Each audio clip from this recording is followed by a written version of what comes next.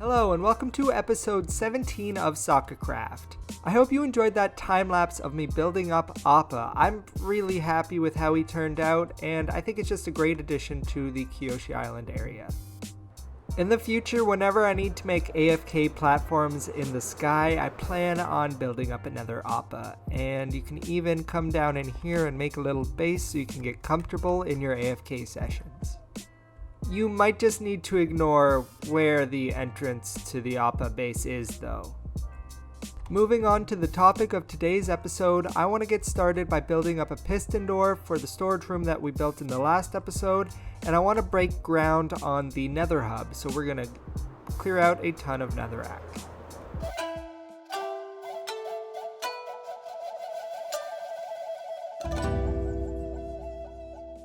Alright, so I want to convert this door into a piston door. I want to make it feel like you need to earthbend your way through this door. So I'm going to be honest with you, piston doors are not my specialty. So I'm going to build up this piston door off camera, and then I'm going to take you through the redstone once I've got it all sorted out.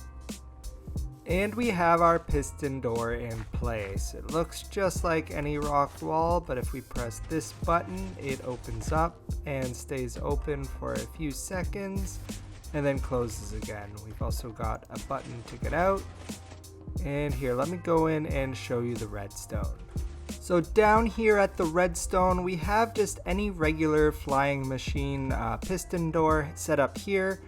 We have all the furnaces here because all the slime and honey blocks can't stick to them. And this is just a button for if it ever gets stuck at the bottom, it'll activate and send to the top. Whenever it does get to the... Excuse me, sir. And whenever it does get to the bottom, this observer sets off a redstone signal that comes across these repeaters slowly on a delay to keep the door down for long enough for you to get through. Every single repeater in this line is just set to 4 ticks, and you can add more repeaters to make the delay even longer. Here's a shot of the redstone with the door being activated. So you get the idea. We made a fancy door that now makes us feel like we're earthbending. And in between episodes, I did one other small redstone change to the farms that I made in the last episode and made a bone meal farm. If we head over to the sugarcane farm, we will find this redstone contraption. All it is a lever connected to these sticky pistons to push this glass down over top of those hoppers. And whenever it's up, all of the sugarcane goes into the hoppers and it gets composted and then gets turned into bone meal and shot up from this dropper here. And then the bone meal comes up and falls into the storage system. I've been running it for a little bit on the bone meal mode because I already have quite a lot of sugarcane. The cactus farm is also doing very well. Gotten plenty of melons and pumpkins. And now I want to find a spot to put a nether portal in this storage room so I can get here easily from anywhere in my world, and I'm probably gonna put it somewhere over here.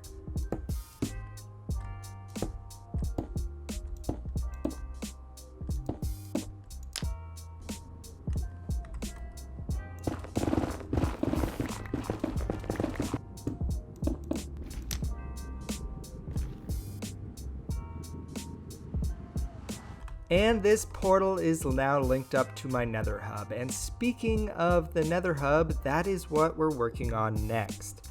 And my vision for my Nether Hub is a big wide open area where I can just fly to whatever portal I need to without having to worry about which tunnel I need to go down. So to get started on that, I'm just going to start widening these tunnels, and it's a good thing that we went netherite hunting in a few episodes ago because I have 5 netherite picks to go through, so that's going to be really helpful in all this mining that I'm going to be doing.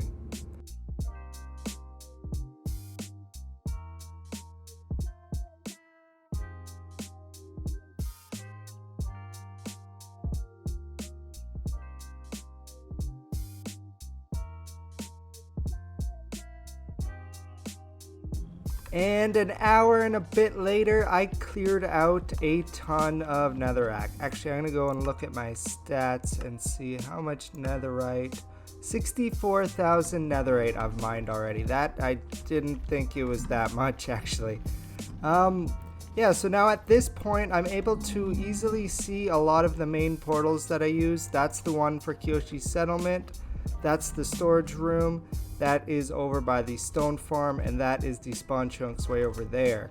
I still have a lot more portals to uncover, like down that corridor there, and down that direction, and down that direction. But I need to repair all my picks because I've already gone through 3.5 of the picks so far. So I'm going to head over to Kyoshi's settlement and see how long it takes me to get all these picks repaired.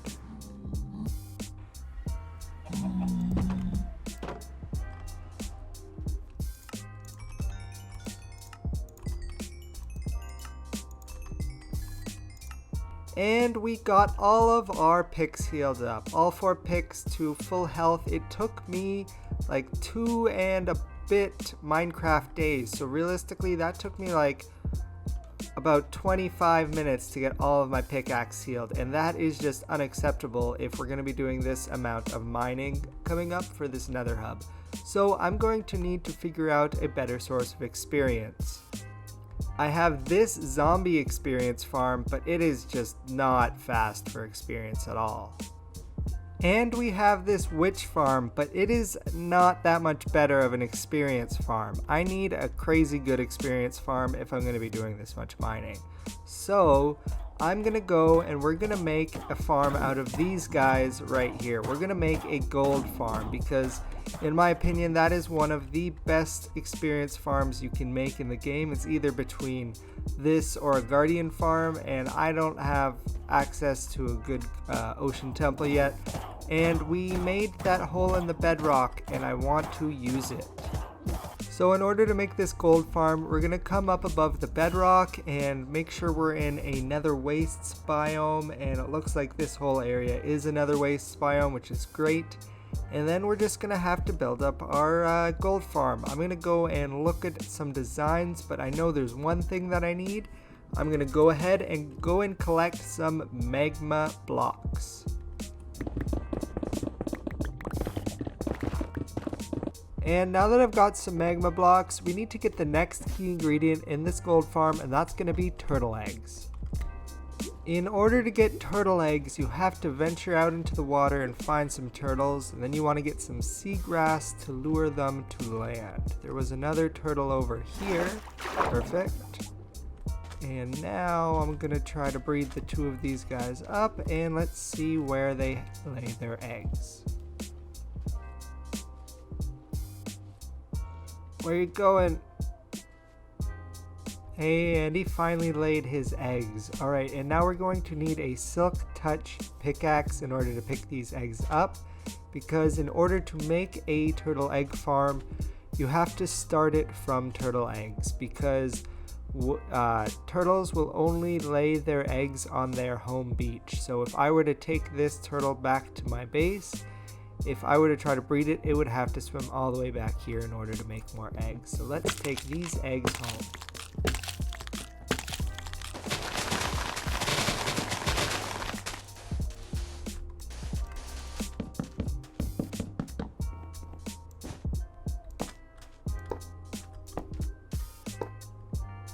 So now we have this quick impromptu turtle egg farm, and these turtle eggs just need to be inside of this fence to keep any zombies out, because zombies just love stomping on turtle eggs. So now I'm just going to have to wait a few nights without sleeping for these turtle eggs to grow up into turtles, and I'll be able to start farming the turtle eggs that I need to create the gold farm.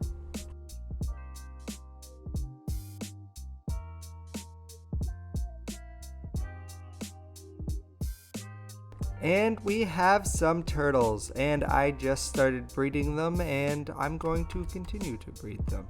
We're going to use all of these turtles to collect as many of these eggs as I can, and then I think I'm pretty much ready to make the gold farm. And it really took no time at all to collect up all the turtle eggs that I need, because as soon as the turtles finish hatching their eggs, they're usually able to breed again immediately.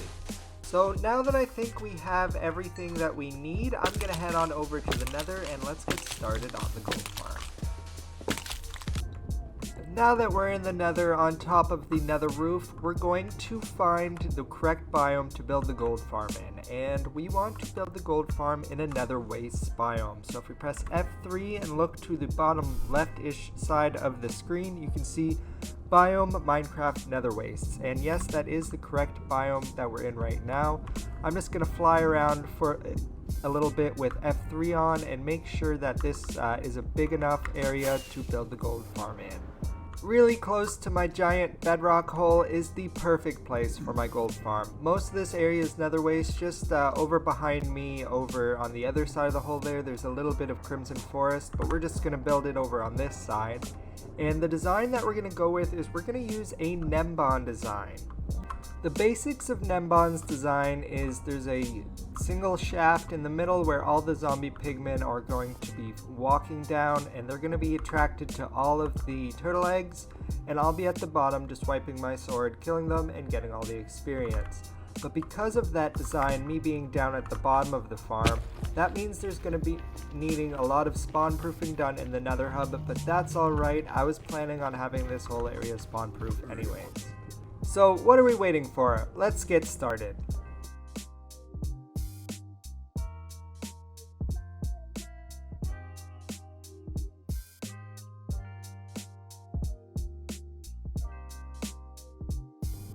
So what I did there was I measured where I want everything to be. So this is going to be the drop shaft where the pigmen are going to fall down. All of these are going to be all, how many floors did I even make? Like 12? 1, 2, 3, 4, 5. I don't know. We got a few floors, and this is going to be where I'm going to be standing and killing them. This should be about enough of a drop for them to be about a one-hit kill for all of them to die. If we put honey down below, it should absorb a lot of the fall damage, so maybe they won't be one shot to be killed, but we'll make sure that the people at the top platform aren't just dying on impact. So now I'm just going to go ahead and build out the pigmen spawning platforms.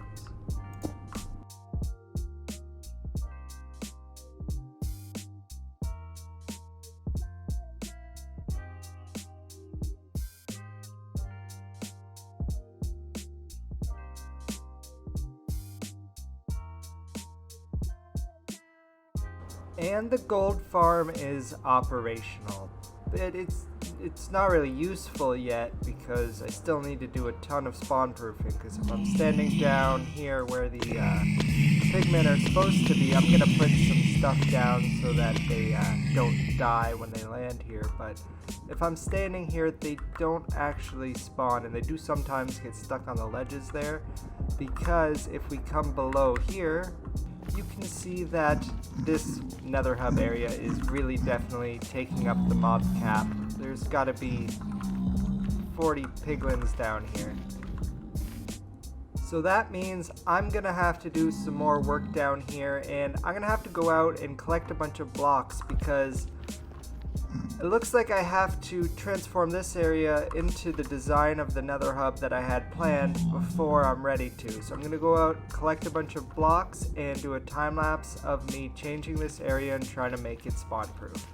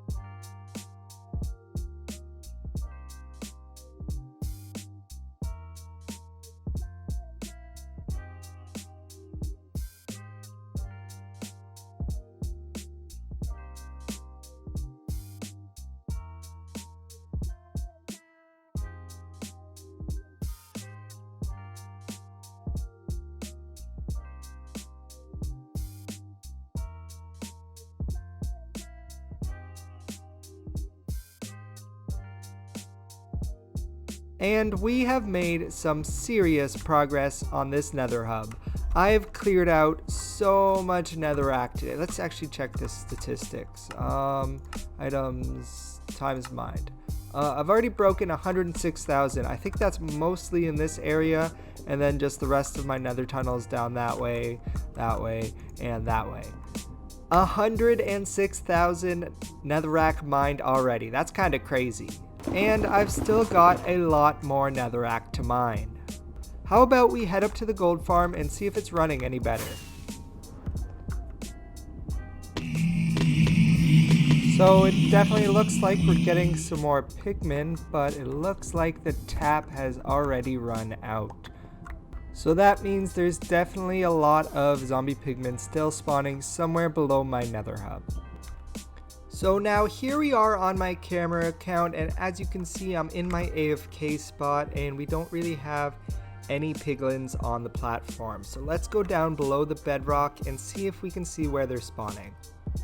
So if we hit F3 and B, we'll put on hitboxes and we'll be able to see where all the mobs are very easily. And we can see that there's a few mobs spawning in this little corner over here, so I'm going to need to spawn proof this.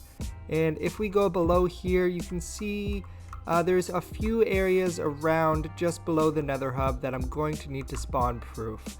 I've got a few tunnels through here and just a few little caves and crevices that I'm going to need to spawn proof. So in order to help me with that, I made this shulker box of pressure plates. Mobs can't spawn on any redstone materials, so pressure plates and buttons are good options for mob proofing. So I'm going to go ahead and start placing down all of these pressure plates, and I think this is where I'm going to end today's episode. I spent so much time working on that nether hub that I'm going to have to finish up the gold farm in the next episode. I hope you enjoyed today's episode. If you did, please leave a like and consider subscribing, and I'll see you guys in the next episode.